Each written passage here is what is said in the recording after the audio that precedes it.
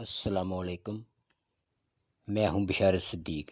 مولانا رومی ایک حکایت لکھتے ہیں کہ سلیمان علیہ السلام کے دور میں ایک شکاری نے نر کبوتر کا شکار کیا، جس پر مادہ کبوتر نے انصاف کے لیے حضرت سلیمان علیہ السلام کے دربار میں حاضر ہو کر شکاری کے خلاف شکایت کی۔ سلیمان علیہ السلام نے شکاری کو بلایا اور پوچھا کہ نر کبوتر کو تم نے کیوں مارا؟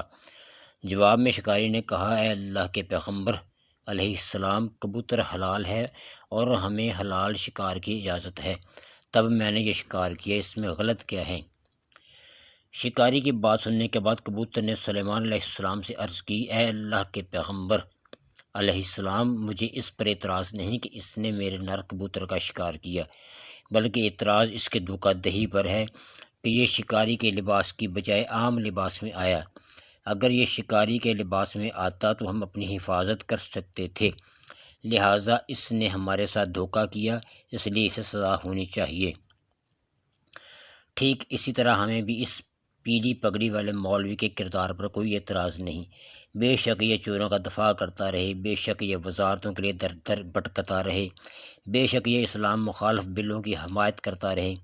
ہمیں اگر اعتراض ہے تو اس کے اس دوہرے معیار پر کہ یہ سب اگر اس نے کرنا ہے تو مذہب کے لبادے میں نہ کرے، اسلام کا نام استعمال کر کے نہ کرے، اسلام کے نام پر مساجد و مدارس کے دفاع کے نام پر قوم کے ساتھ دھوکہ نہ کرے۔ اگر کسی کو کمنٹ میں کچھ کہنا ہے تو کمنٹ سیکشن حاضر ہے۔ خدا حافظ۔